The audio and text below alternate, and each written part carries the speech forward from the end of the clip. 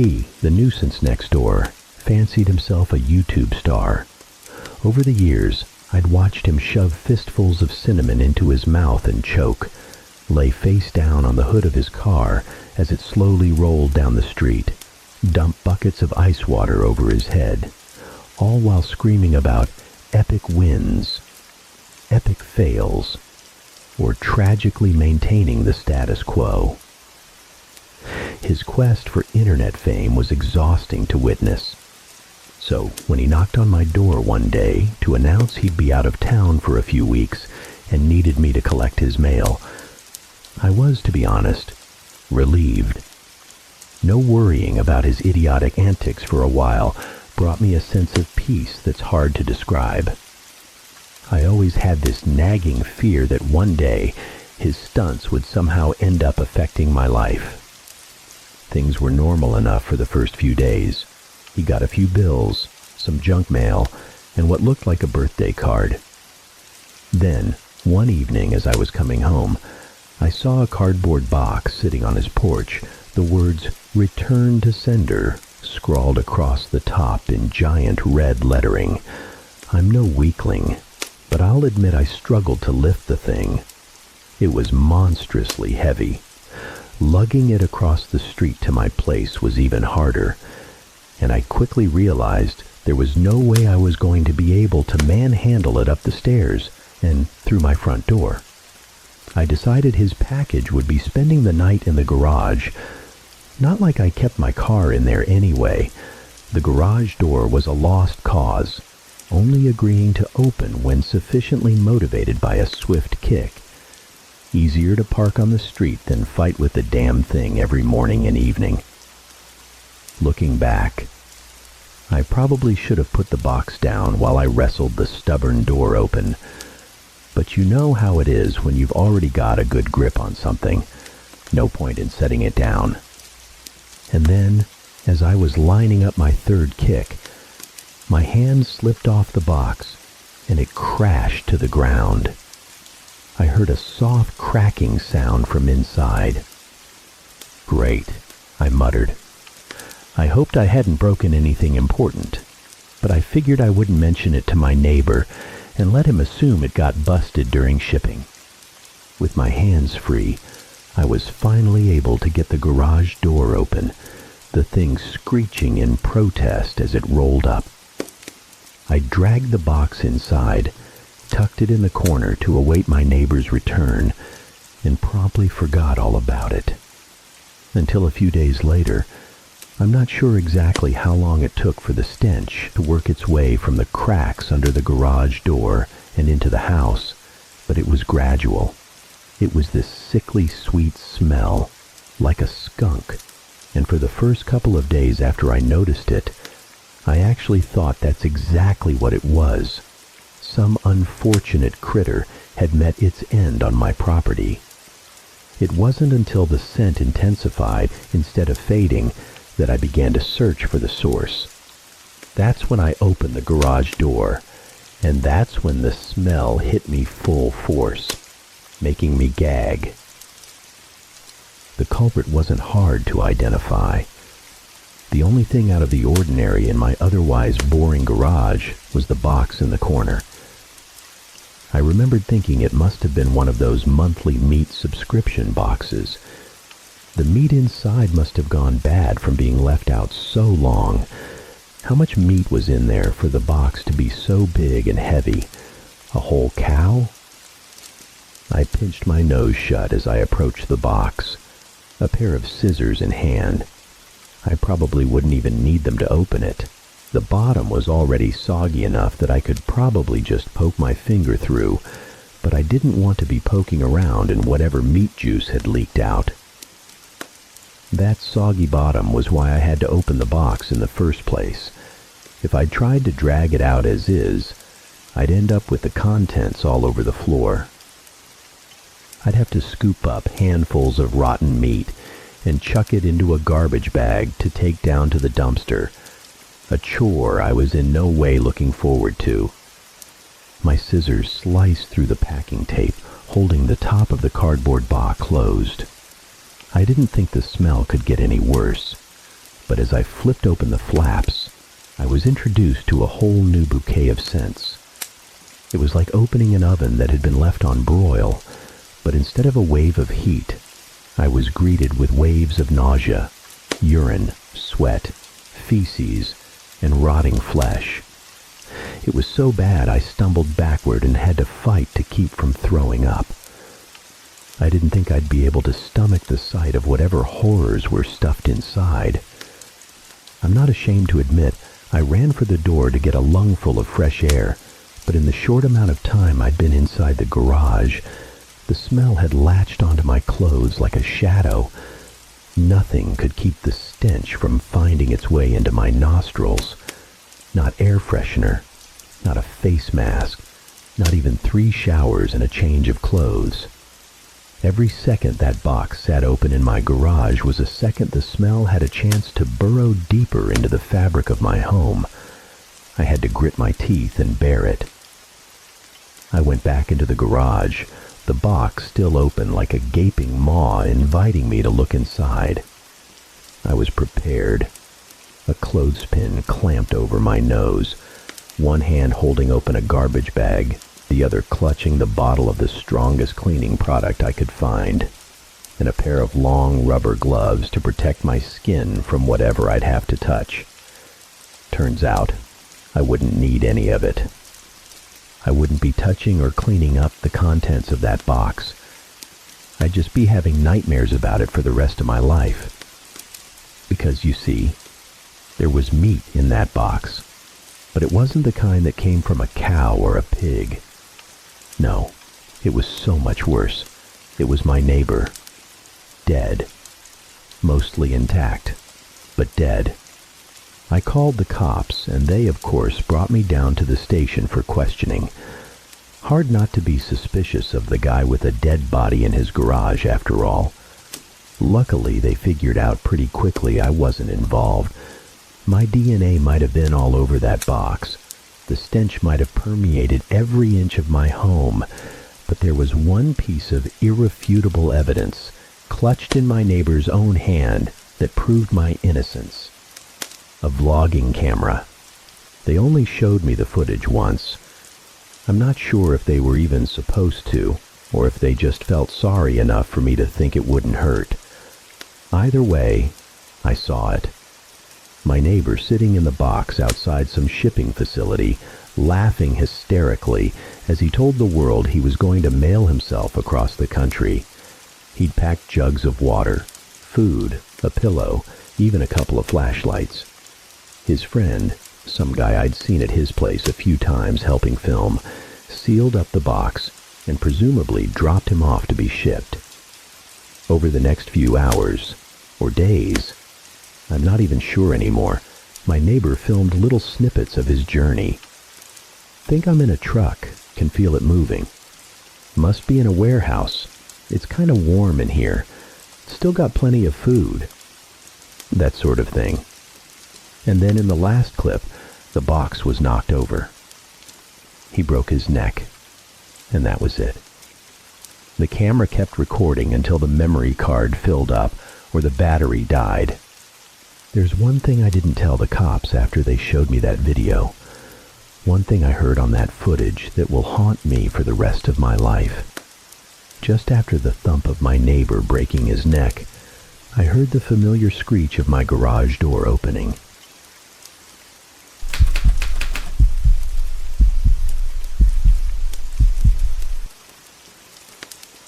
I knew a woman who never took off her wedding dress. Pauline, a sweet soul who lived across the road. We weren't close growing up as she was about 5 years older than me, but our parents were friends. I think she even used to babysit me when I was little. When my mother heard that Pauline was getting married, she sent me over to help out at her bachelorette party. My poor mother, she thought I was the way I was because I hung around boys all the time and needed to learn to be more feminine, but she had it all wrong. That's when I first learned that Pauline and her husband-to-be had made a blood oath. The first one to die will come and get the other one as soon as they can, she'd explained to me, twisting the ruby ring on her finger nonchalantly. "Isn't that a bit dramatic? What if you two get divorced and marry other people?" "We won't. We are soulmates," she'd assured me.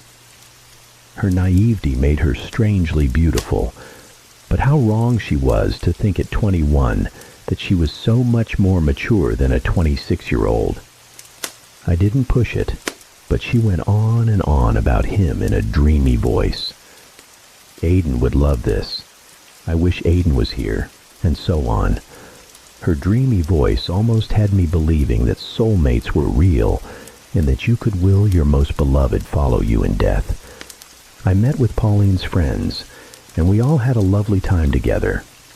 Pauline explained to all of us about how you could wake up on the other side and start controlling things with your mind. Of course, your memories will be hazy, she'd clarified, but that's why we did the blood oath, so we can remember. "And how does this person bring the other one back?" I'd asked, humoring her. "I'd like to think that we'll both sprout wings." It's silly to think back on, but Pauline had this way about her that made people pay attention and marvel at her words. Despite our age gap, we ended up becoming good friends. I guess we also finally reached the age where it didn't matter anymore. Since I was studying at the university but living with my parents and didn't have to work, I had plenty of free time to join her for dress fittings, cake tasting, and all the little things that make up the world of brides-to-be. But Pauline was an easy bride and never stressed. She was just excited to marry the man of her dreams and wanted everything to be nice if possible. Bit by bit, I came to understand her devotion to Aiden, and he was just as smitten with her, if not more so. When they were together, the world seemed brighter and warmer, like marshmallows slowly melting over my heart. The wedding day came, about 6 months after her bachelorette party. It wasn't a big wedding, nor a small one. It felt like both Pauline and Aiden were able to invite precisely all the people they wanted to be present on their happiest day. Not one person more, not one person less. I felt somewhat honored to be there. However, the happiest day never came. When Pauline arrived, fashionably late like any bride, there were murmurs of concern and unease. Aiden was still missing. Her smile didn't falter, because she was entirely sure that he would never stand her up, but I could tell that she was worried. The bridesmaids, 2 of her closest friends from high school, started making calls to try and find out if the groom had suddenly fallen ill. Soon enough, they'd figured out that Aiden's parents were there, but his brother wasn't. They got word that their remaining son was supposed to drive the groom as part of his best man duties. When the horrifying news arrived, everyone wanted to comfort her. Everyone wanted to be able to shield her precious heart, but it was already too broken to register anyone else. It had all happened so quickly and terribly. A sports car ran straight into the mirage at a red light. The man in the passenger seat died instantly. The driver was taken to the hospital in critical condition. It was hard on everyone. Aiden's brother did end up surviving, but he would be a quadriplegic for the rest of his life due to a severe spinal cord injury. From what I understand, he too was devastated, wishing that he could have been the one who died. Shortly after the non-wedding, both Pauline and Aiden's parents sorted out selling the house they had just bought, and Pauline continued to live with her parents. They both still worked their office jobs, so her other friends and I started taking turns staying with her when they weren't home. I tried my best to be there for my neighbor and friend, but she wasn't there anymore. She was living in a delusion, and the only thing you could see leaking into reality was her desolation. I had never seen such deep, agonizing grief. Pauline refused to take off her dress. She'd spend all day by the window waiting for Aiden and all night crying her heart out, missing him, every single day. She hoped that it was just a matter of time until he woke up on the other side and remembered to come and get her. That was why she wouldn't take the dress off. He died in his wedding suit, so it was only natural for her to be dressed up nicely too. Her parents and all her friends tried talking her into changing. We promised that she could always keep the dress next to her until Aiden came, but she knew that we didn't truly believe that he would. It's like promising your kid that you'll buy them a happy meal someday. No one dared to violate her grief and force her out of the dress. She spent all day in it, slept in it, even washed herself in it. Since we live in a country with a warm, dry climate, drying it wasn't the issue, just everything else. The once beautiful organza and silk layers were now drab, dirty, and starting to smell, but she still refused to take it off. She started to believe that Aiden wouldn't be able to recognize her in the crowds if she wasn't wearing it. There was no changing her mind, and even though she was seeing a therapist 3 times a week, she wasn't making any progress. Her grief and PTSD were morphing into something darker and more permanent. She started talking to Aiden, then explaining to us that he was close by, so she could feel him coming. It was just taking him a while, because flying is hard when you've only just sprouted wings. Then one morning, she was gone, never to be seen again. No one saw her leave, and no one saw her after that. The only thing we were ever able to find, in the small forested area behind her house, was her dirty, mud-caked wedding dress. It had 2 large holes ripped in the back, as if something had sprouted wings. After finding the dress, everyone who loved Pauline felt a sense of relief. Her mother was ready to admit that she truly believed that Aiden had somehow come back to collect her. Others weren't so keen on the supernatural explanation, but thinking that there was a chance it might have happened gave us a sense of closure.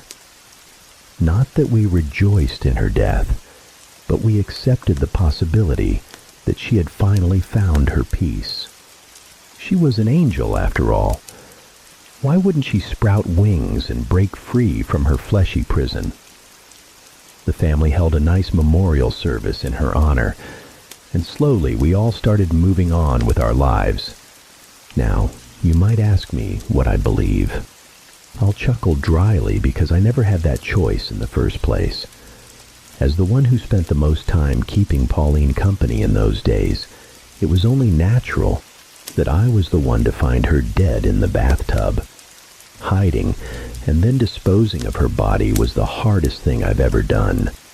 However, faking the dress was strangely therapeutic. However, I think she would be happy to know that I staged her disappearance. A romantic and mysterious death suited her more than suicide ever would.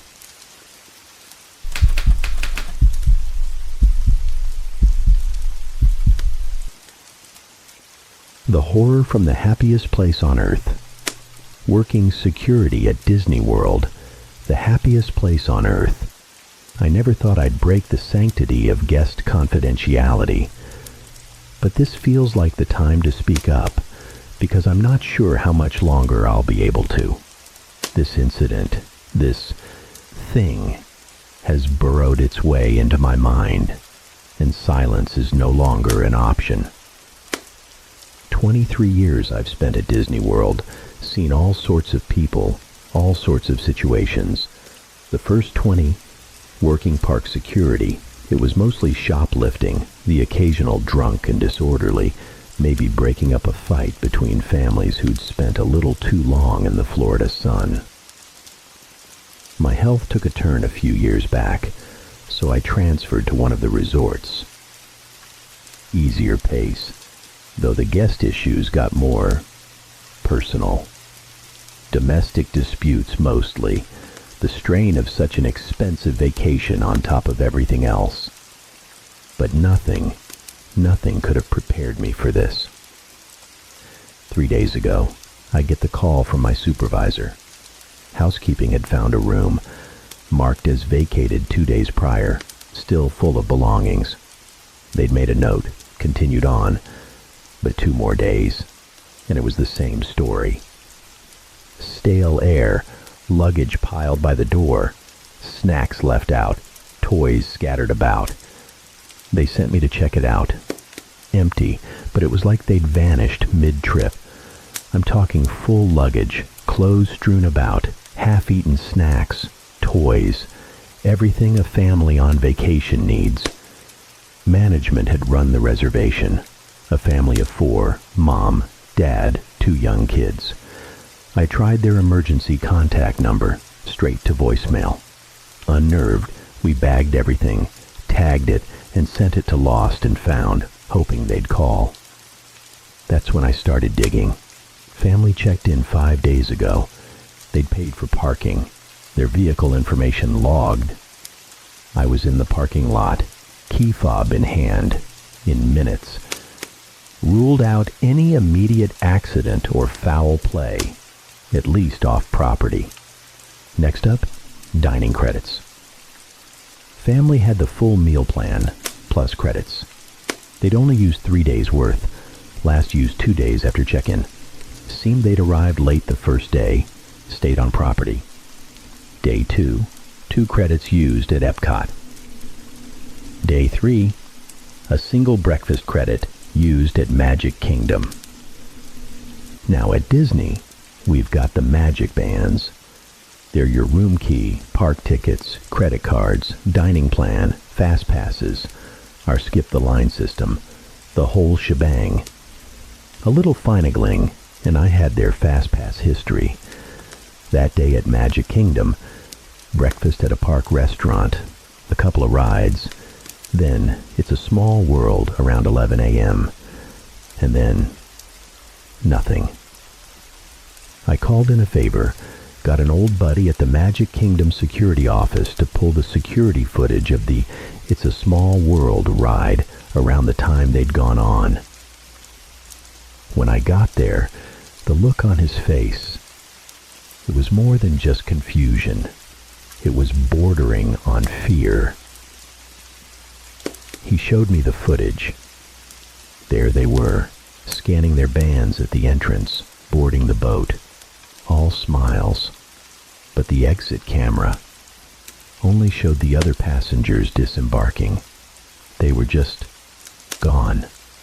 We thought the worst. Maybe one of the kids fell in. The parents and other child jumped out to help, got hurt, stuck in the machinery, something. We shut the ride down, lights on, music off, and searched it top to bottom 3 times over. Almost a dozen cast members combing through every inch, and all we found were 3 cell phones and a lone child's hat. Dead end after dead end. I spent the next 2 days chasing ghosts until I stumbled upon something that chilled me to the bone. The family had purchased Memory Maker. Think unlimited photo downloads from all the photographers stationed around the parks, even on the rides. Facial recognition software automatically adds the photos to your Disney account, and it always works. Everyone's wearing those magic bands. I opened their Memory Maker album. 732 photos. My blood ran cold. The first 30 or so were normal. Epcot, a few rides, posing in front of the castle, all smiles. But then, it was all It's a Small World. Every single ride photo. They wrote it over 700 times. The first few photos were normal enough. Everyone was happy. The boat was full of other guests. Then, the next photo. The boat was empty except for them. Their faces were blank, confused. Over the next 10, 15 photos, you could see the father getting agitated, yelling. The mother clutched the 2 children, her face a mask of terror. The children were becoming increasingly hysterical, faces streaked with tears. On and on it went. After 50 or so photos, it looked like they were trying to get out. One photo, the father was gone. Another, they were all gone, like they'd jumped out mid-ride. But then, there they were again, back on that damned boat. After photo 450, it was just the mother and the two kids. Looking closer, I saw the father, or what was left of him, slumped over in the seat. By photo 675, it was just the mother and one child. Another body lay still in the boat. They were no longer moving, their vacant eyes staring straight ahead, faces pale and gaunt. And the dolls, they were moving. In some photos, I noticed they weren't in the right place. There was even one photo where a doll was sitting in the boat with the family. I couldn't look anymore. I slammed the laptop shut. The file size was increasing. Were more photos being uploaded? Through the office window, I saw police cars pulling up. I guess they'd caught wind of it. I wish I knew what the hell happened to that family, but part of me wishes I'd never gotten involved. I don't think I can provide any more updates. After I talk to the police, I'm getting out of here and never coming back. I just wanted the truth out there before Disney's PR department spins some fabricated story about a missing family. They're not missing. I know exactly where they are.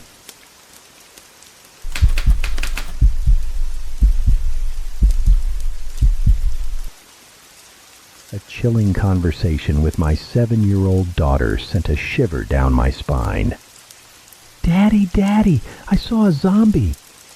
Her panicked voice echoed from the kitchen as Rosie dashed through the back door, nearly tripping over her own feet. I remained seated, calmly pouring boiling water into my mug, not bothering to look up. "Did you, sweetheart?" "Yes, I did. Its face was all white and messed up. It was so gross, Daddy." I set the kettle down and reached for the sugar, sighing inwardly. So much for a quiet evening. Rosie had a habit of sneaking downstairs late at night, and last week she'd caught me watching The Walking Dead. Ever since then, it had been zombies this, zombies that. I'd tried explaining that they weren't real, but it seemed to have made little impact. "Sweetheart, what did we say about zombies?" I fished the tea bag from my mug and tossed it in the bin.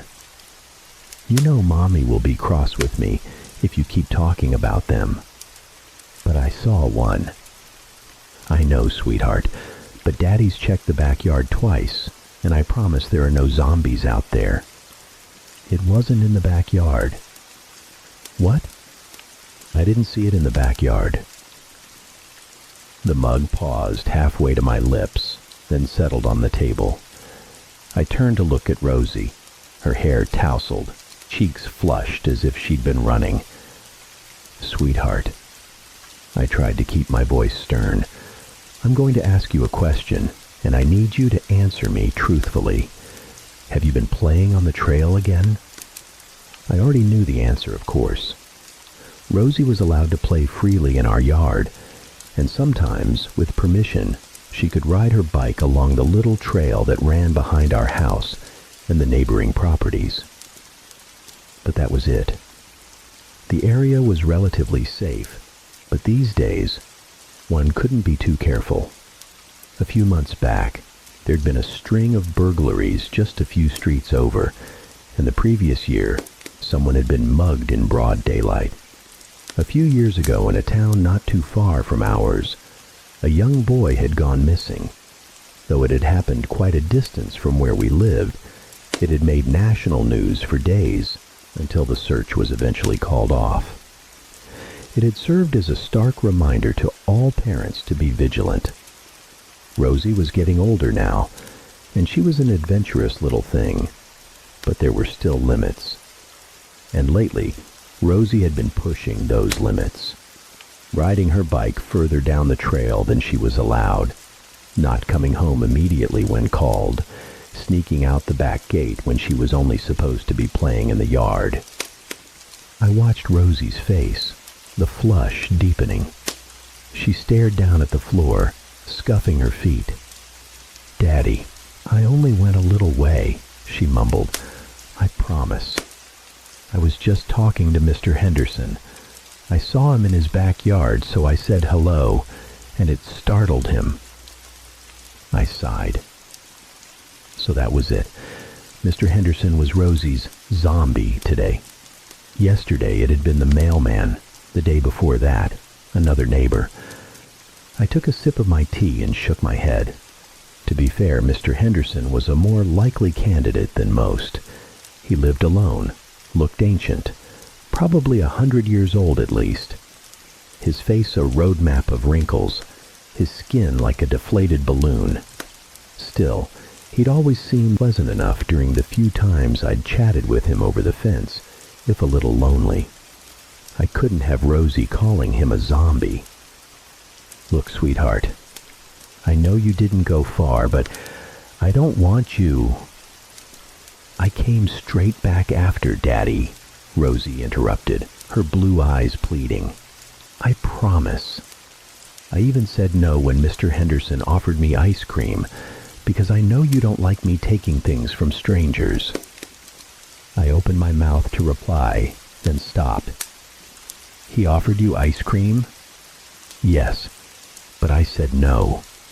Mr. Henderson really wanted me to go inside for ice cream, but I told him I had to go home. And then I ran straight back here to tell you I saw a zombie, and I—" Rosie continued to chatter, her words tumbling over each other like a runaway train. But I was barely listening anymore. My mind had snagged on her previous statement. Mr. Henderson really wanted me to go inside for ice cream. I took another sip of tea, frowning. This wasn't sitting right with me. I didn't mind the neighbors chatting with my daughter, but I didn't like the idea of them inviting her into their homes, not without us there, even if it was a harmless old man who was probably just lonely. I decided I'd have a word with Mr. Henderson later. Be polite about it, of course, but firm. But as it turned out, I wouldn't get the chance. Because just then, Rosie uttered another sentence, a sentence that wiped all other thoughts from my mind, extinguished any lingering intention of visiting Mr. Henderson, a sentence that sent a chill crawling down my spine. "Daddy, don't make me stop playing in the backyard. I promise I won't sneak out again. I don't want the zombie to get me." "Rosie, I'm not going to stop you playing in the backyard.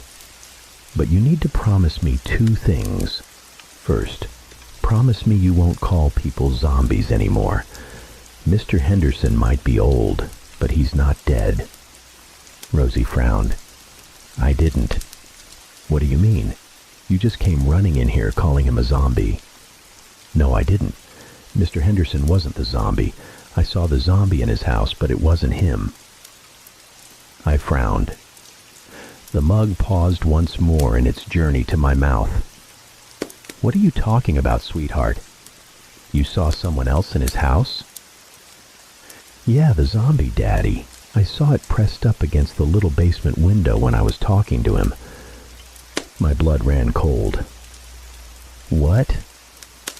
"Yeah, it looked all scary. Its face was covered in blood and its mouth was hanging open. It looked like it was shouting at me. But you know what the confusing part was?" I struggled to keep my voice steady. "What?" "Well, I didn't think little kids could be zombies. I thought only grown-ups could be zombies. But I guess I was wrong, because the zombie in Mr. Henderson's basement looked just like a little boy."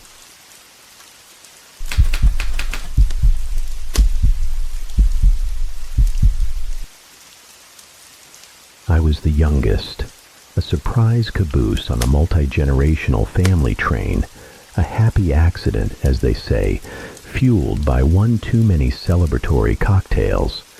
By the time I arrived, both my grandmothers were gone, and my grandfathers, well into their twilight years, lived states apart. Coordinating a trip for a family of 5, plus a newborn, was a challenge on a shoestring budget. My grandfathers weren't up for the journey either, so visits were rare, spaced years apart. Still, my parents were determined to cultivate some semblance of a relationship between us. There were regular phone calls, so my grandfathers could hear me gurgle and coo, letters they'd write to me, and crayon scribbles I'd send in return. When I was 3, both grandfathers' health began to fail. First Grandpa Frank, then Grandpa Jock. Fearing the worst, my mother bought 2 teddy bears, the kind with voice recorders tucked inside that played back messages with a squeeze. She recorded each of my grandfather's voices. Grandpa Frank passed when I was 4. A few days after the funeral, I was presented with a pristine white bear with twinkling blue eyes peeking out from beneath a striped baseball cap and a knitted green scarf. When I hugged him close, I heard my grandfather's voice, a bit tinny, emanating from its belly. "I love you, Sadie." 2 years later, Grandpa Jock followed suit. Another bear arrived, this one charcoal gray, with stitched features that gave him a strangely severe expression. He wore brown overalls held up by red-button suspenders. That night, I clutched the bear and drifted off to sleep. Years later, my father told me, his voice thick with emotion, that all through the night, he could hear Grandpa Jock's voice drifting from my room. "I love you, Sadie." I named the white bear Fran and the gray one Jock, and they took up residence on my bedside table. They remained there throughout my childhood. I rarely touched them, to be honest. They were permanent fixtures in my room, as unremarkable as my nightlight or dresser. Occasionally, I'd come home from school and find my parents standing by my bed, staring down at the bears or giving them a gentle squeeze. They still worked, even after all these years, faithfully repeating their single, unchanging phrase. Other than that, Fran and Jock were just dusty relics from my youth. When I left for college, the bears didn't make the cut. I think my parents were a little disappointed that I wasn't more attached to them, but my memories of my grandfathers were hazy at best, and I didn't have the same sentimental connection to the bears that my parents did. When my mother gently asked if I wanted to take them with me when I moved into my first apartment, I told her no, that they should probably stay with them. "Okay," she said. "They'll be here if you change your mind." I was pretty sure I wouldn't. The next time I was back at my parents' house was to house sit while they went on a trip out west, a trip my dad had been promising my mom for 30 years. They were both excited, but my mother, being my mother, was also a worrier. "You remember where we keep all the financial documents, right? Just in case something happens to us?" She asked for at least the 6th time from the back seat as my dad drove them to the airport. "Yes, Mom, in the white bin under your bed." "And the will?" "In the fireproof lockbox in the back of your closet." "And, honey, I think she's got it," my dad said, reaching over to give her knee a reassuring squeeze. My mom sniffed and settled back. "Call if you need anything." "I'll be fine. Don't worry. You're only gone for a week." "A lot can happen in a week," my mom said darkly. I grinned at her in the rearview mirror, feigning nonchalance. My mom scowled back, but she seemed to relax a little. After dropping my parents off at the airport, I drove back to their house and settled in to enjoy my rare solitude. I tossed my overnight bag on my bed, went into the kitchen to make myself dinner, and queued up a few episodes of my favorite show. It had been ages since I'd had an actual week to myself, and I planned on making the most of it. After dinner, I kicked back, put my feet up, and settled into full-on sloth mode. I was about 3 episodes deep when I started nodding off. I glanced at the clock on the cable box and sighed. It was barely past 11. Was I turning into my parents already? This was tragic. I heaved myself out of the chair, turned off the TV and all the lights, plunging the house into darkness. Even with the house pitch black, I wasn't really afraid. I'd grown up here, knew every creak and groan, and it held a strange sort of comfort for me. I made my way to my room and flipped on the light. I hadn't lived here for at least 5 years, but my parents hadn't changed the room much, just stored a few extra things in the closet. They said it was so I knew I'd always have a place in this house. I thought they just didn't want to change anything for fear it might make me never want to come back. Whatever the reason, I appreciated the familiarity. As I started unpacking my bag, my gaze fell on the shelf above my bed. Fran and Jock, as always, sat perched in the same spot they'd occupied for most of my life. I don't know why, but I couldn't help but smile and reach out to them. I picked up Fran first, straightened his tiny baseball cap, and gave his stomach a squeeze.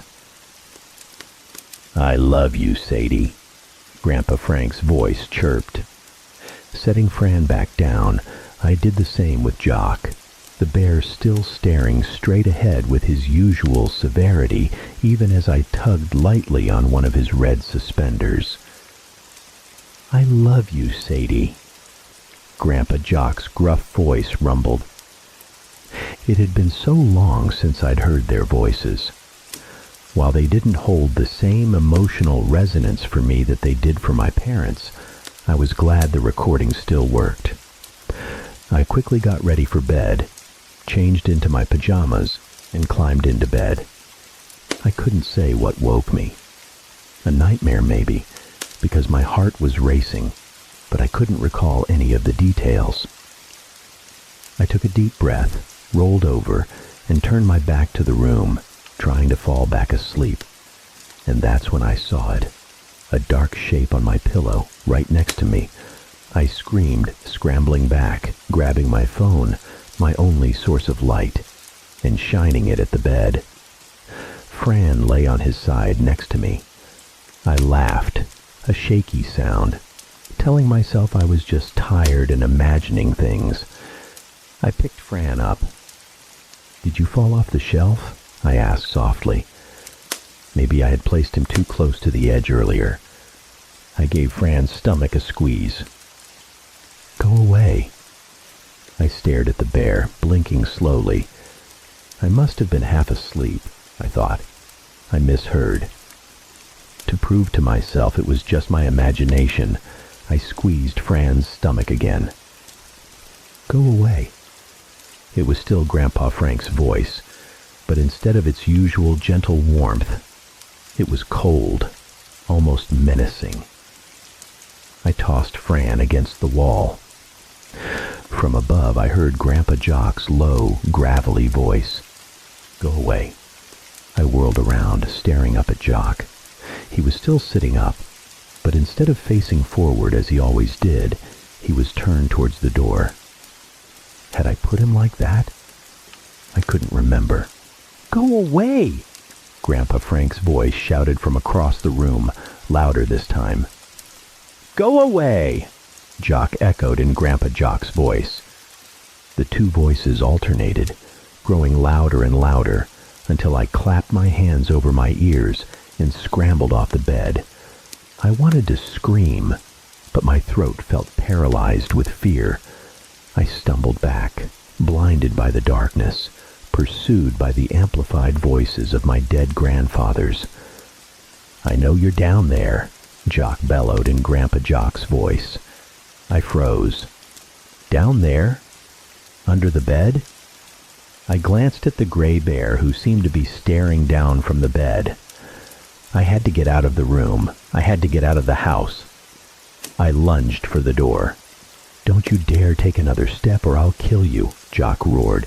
"Go away," Fran shrieked. Heavy footsteps pounded up the stairs from somewhere downstairs. There was someone in the house.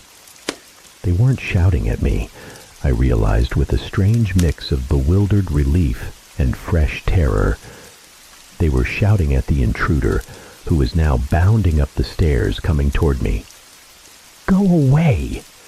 My grandfather's voices roared in unison. The footsteps pounded down the hallway, across the hardwood floor. There was a loud crash from the living room, then another from the kitchen.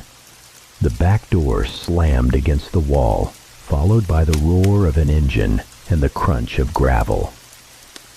Somehow, I found my voice, screaming as I ran into my parents' room and looked out the window. An SUV was reversing out of the driveway, sideswiping the neighbor's mailbox, then speeding off into the night. Silence descended on the house once more. After what felt like an eternity, I crept back to my room. Fran and Jock were in their usual spots, silent. I cautiously approached Fran, who lay on his side, his little baseball cap beside him. I picked it up and, with trembling hands, gave his stomach a gentle squeeze.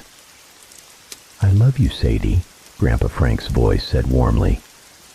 I put Fran's cap back on, placed him back on the shelf next to Jock, and backed out of the room, my eyes never leaving the bears. As I rounded the corner, heading downstairs to call the police, I thought I heard Grandpa Jock's voice whisper after me, "I love you, Sadie."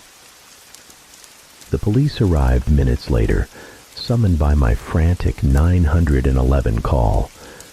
I gave my statement, omitting the part about the talking bears, of course, and allowed them to collect evidence.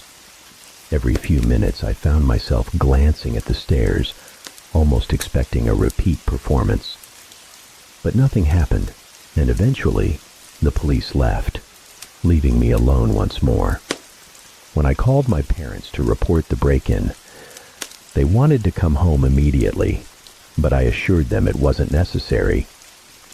"Honestly," I said, "I don't think I have anything to worry about anymore." "We can get the first flight out," my mom pleaded. "No, I'm good. Whoever that was, I'm pretty sure they won't be back." It took a bit more convincing, but I finally managed to put their minds at ease.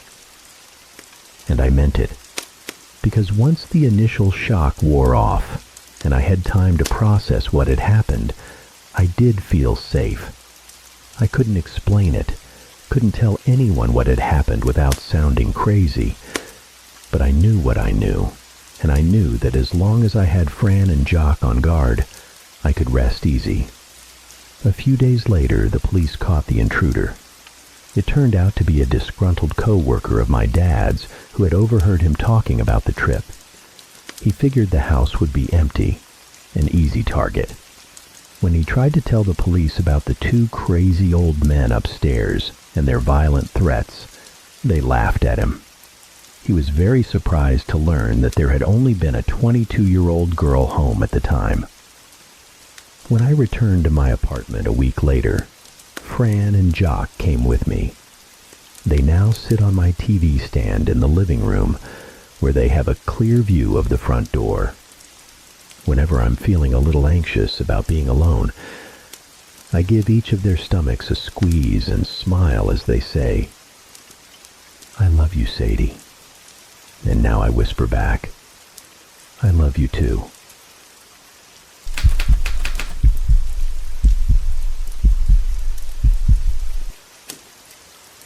My girlfriend talks in her sleep. Lately, the things she's been saying are truly horrifying. I'm infatuated with her. Completely infatuated. And it's not a healthy amount either. Not even close. I think about her constantly when she's not around. Sometimes I'll find myself sitting on the couch, staring at my phone, waiting for a text from her. I tell myself, Don't reach out. Don't do it. It'll make you look pathetic. But then there I go, clicking on her name in my contact before the voice continues. You don't want her to know how badly you crave her. It's unattractive. It'll scare her away. No, this time you have to wait for her to call you. But it's agonizing. It's exhausting. It's nearly unbearable. I've heard it said that the ancient Greeks believed to be madly and blindly in love with someone was a curse you'd lay upon your enemies. I never understood that before. I mean, isn't infatuation and love the ultimate goal these days? But now that it's happening to me, I have to say, the ancient Greeks were onto something. This is a curse.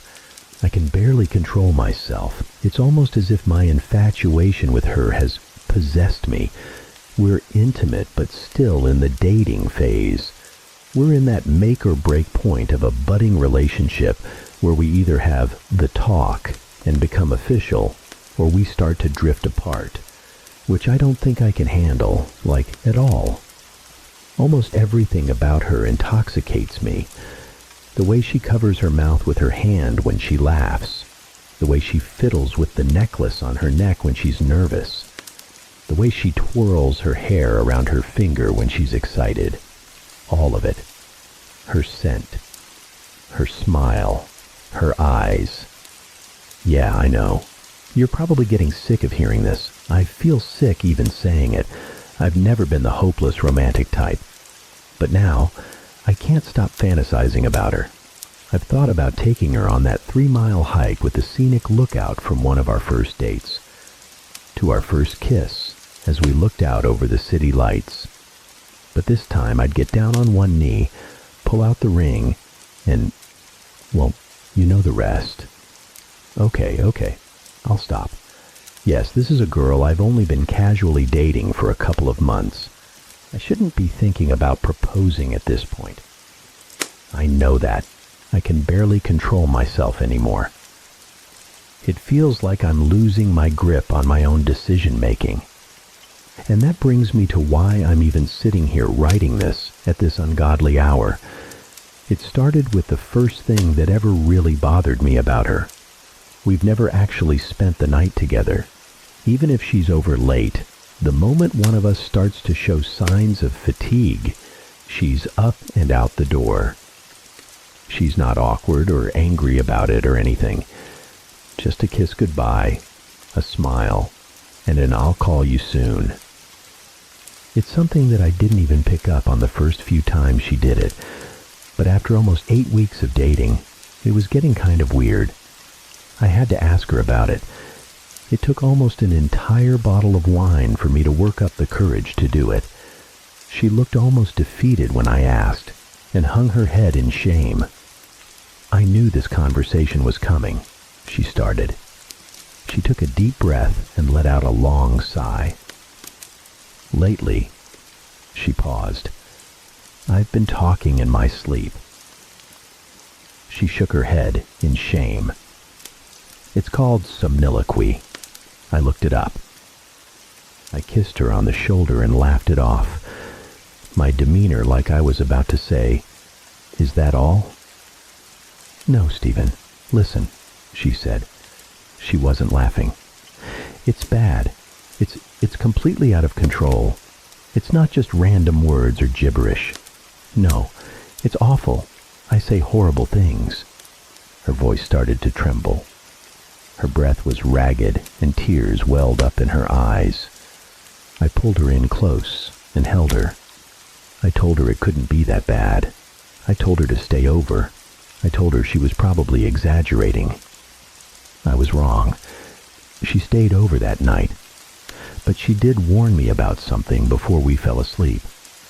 "Whatever you do, don't wake me up. It really freaks me out and disorients me if that happens. And don't answer me. Just ignore it." I agreed.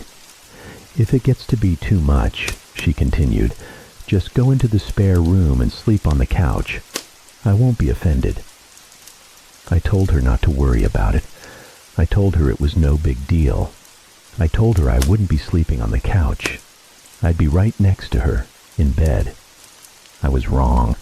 I couldn't even last one night. We both fell asleep without incident. I don't know how many hours had passed, but I was jolted awake in the darkness with the feeling that someone was watching me. And then I remembered. She was here. She was actually sleeping over. I smiled. But then I noticed her shadowy figure sitting up in bed. She was looking down at me, staring. It sent chills down my spine. I'll admit that. Her posture was all wrong. It was like it wasn't even her. Then she spoke. It wasn't her voice I had come to know. It was much deeper and raspy, like something out of a horror movie.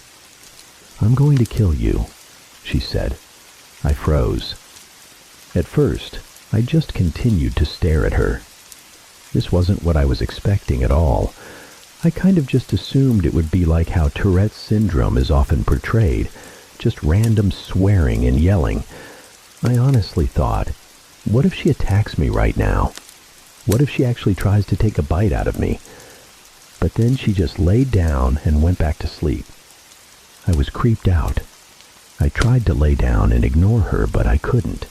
I couldn't even close my eyes without thinking, what if she's sitting up and staring at me again? And then one time, I turned to look at her. She actually was. Her face was inches from mine. Her breath was rancid and putrid, something that definitely wasn't normal for her. She spoke again in that same voice. "If you don't go sleep on the couch, you're going to be dead by morning." That was it. I immediately got up and made my way to the spare room.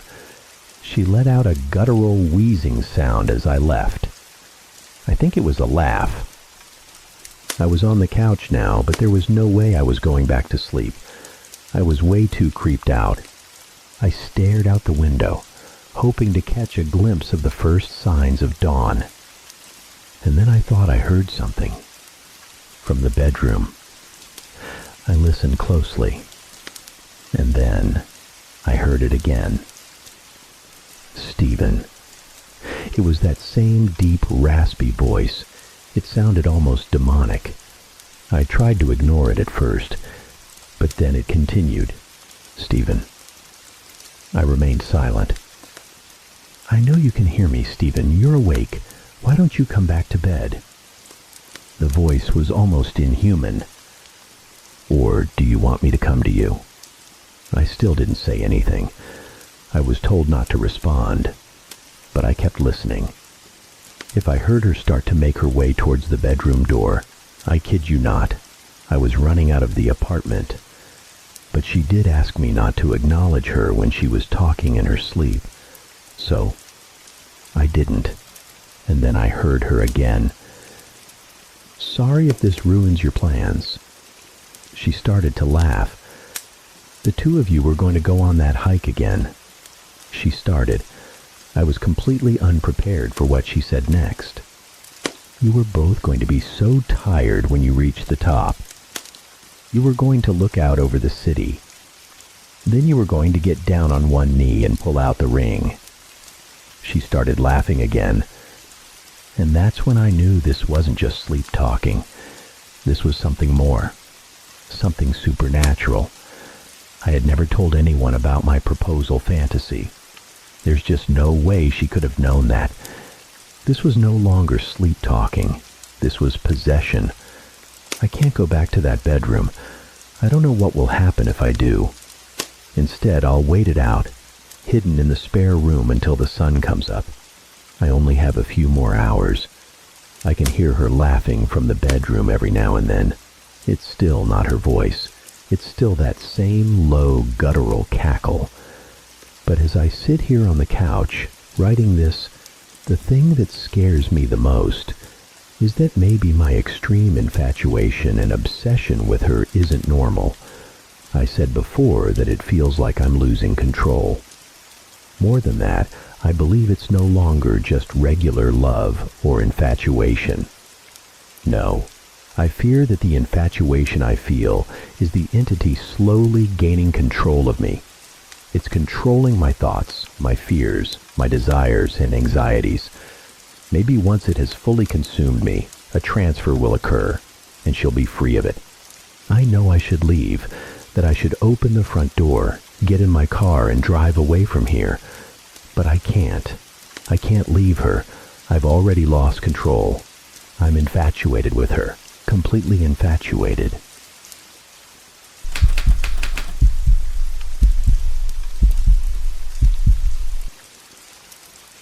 Chapter 1. The Return from the Grave. 6 months ago, my husband vanished. One perfectly ordinary day, he went to work and never came back. The police investigated, neighbors organized searches, but Rick, my husband, had seemingly evaporated from existence. Our families were devastated. Then, a week ago, as I was tending to my petunias, the garden gate creaked open. My heart stuttered to a stop as I saw him, my Rick, standing there, looking exactly as he did the day he disappeared.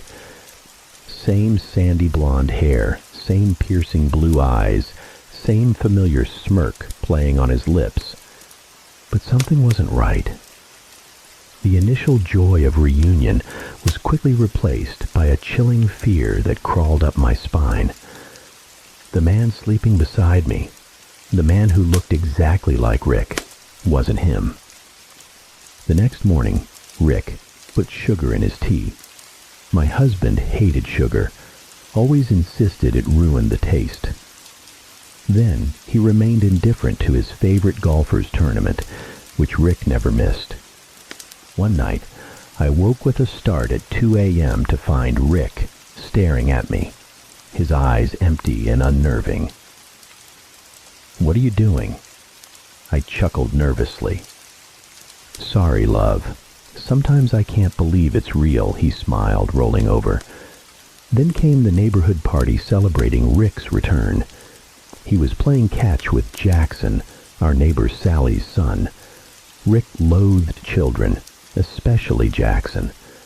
Before his disappearance, I'd started to suspect an affair between Rick and Sally, and the uncanny resemblance between Jackson and Rick only solidified my suspicions. This morning, Sally brought over brownies. After she left, I muttered about her being nosy. Rick laughed, kissed my hair, and agreed.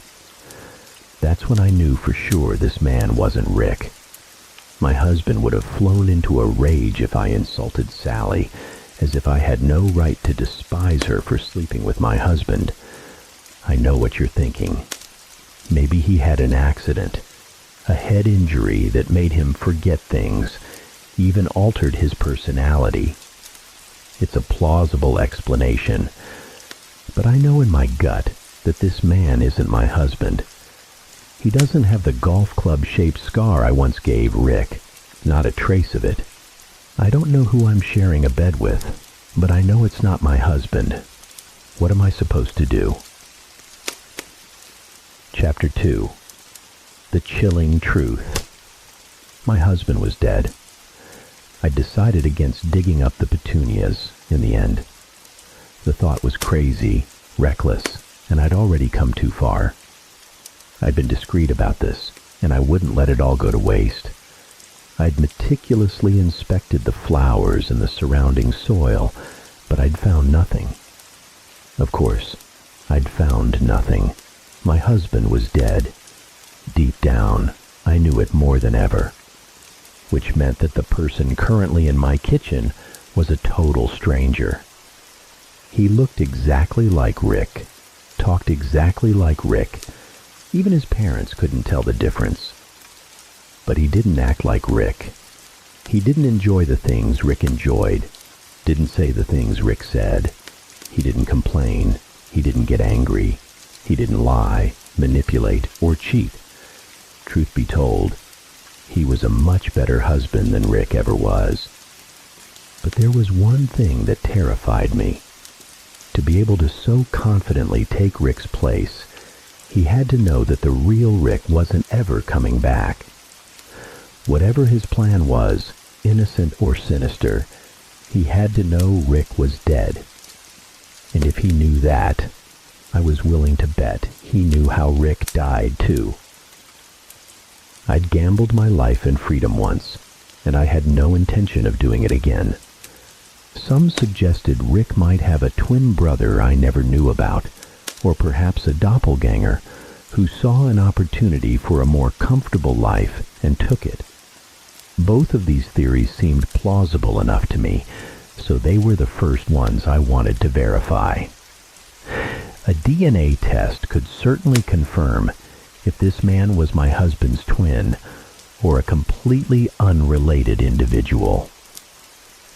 So, about a week after my last entry, I ordered 2 separate DNA test kits designed for finding relatives and ancestry and requested delivery for when Rick was at work.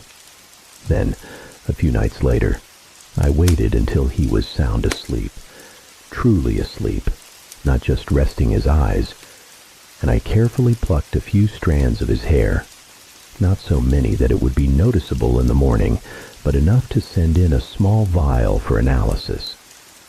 To my relief, he didn't wake. I wasn't sure how I would have explained myself if he did. I sent the hair in for DNA testing, and they told me I'd have to wait a few weeks for the results. And in those few weeks, things got stranger. I noticed that Rick never seemed to eat or drink on his own, like he would cook dinner for the both of us, but it seemed more about me saying I was hungry than it was him wanting to eat. He didn't snack between meals, never even went to get a glass of water. I didn't even think he took anything with him to work for lunch. And another thing, Rick's beard trimmer was still in its box, right where he'd left it 6 months ago, covered in dust and clearly unused. Yet, Rick had been back for almost a month now, and his facial hair didn't seem to be growing at all, even though he used to trim it twice a week before. On top of that, the staring had become a regular occurrence, and not just at night. I caught him looking at me during the day, always looking away or brushing it off with a laugh whenever I noticed him doing so. Anyway, I might as well tell you why I'm even writing this, because I can't make sense of it anymore. The DNA tests arrived in the mail today, right before Rick got home from work. I rushed to open them, eager to see who was listed as a relative, if there was any name I recognized. Whatever it was, it would answer my questions. Only, I didn't get any answers. All I got were more questions, because the first test came back inconclusive, with a note from the company stating that I needed to send them a viable hair sample for it to work. I didn't understand that. I'd cut the hair myself, after all. And what did viable even mean? But it was the second test that worried me the most. It was supposed to have information about demographic and regional origins, but there was nothing. Just a single line of black text that read, unknown. Where there should have been a list of relatives and ancestors, there was no one. There was no one related to Rick. I mean, there was no one at all. According to the DNA test, this man had no relatives, no family, no ancestry, no biological connection, near or far. That was impossible, wasn't it? How could a person exist without any connections? And how could he have come from nothing? I'm typing this on my computer in the study now, several tabs open on various Google searches as I try to understand how this could even be possible. The DNA test results sit on the desk behind me, taunting me with the proof of everything I don't know. And that's when I heard it, clear as day, coming from the doorway behind me. Rebecca? If I didn't know any better, I'd say my heart stopped beating. I'd recognize that voice anywhere. I never heard him come in, didn't even hear the door open. Vaguely in the back of my mind, I remembered that our door always creaked whenever it opened. How could I not have heard? I turned to face the not Rick, a fake bright smile plastered on my face. He wasn't smiling. His face was placid, but there was a hardness around the edges of his mouth that made me uneasy. "What's this?" His voice was even, but there was something about it that made the hairs on the back of my neck stand on end. There was a cadence to his voice I'd never noticed before, something low and almost buzzing. Even the real Rick had never sounded like that. He held something up, one eyebrow raised. As I saw what he was holding, my stomach dropped. The DNA test results. Thank you for listening to this chilling tale. If you enjoyed this journey into the unknown, be sure to subscribe to my channel for more stories that will send shivers down your spine.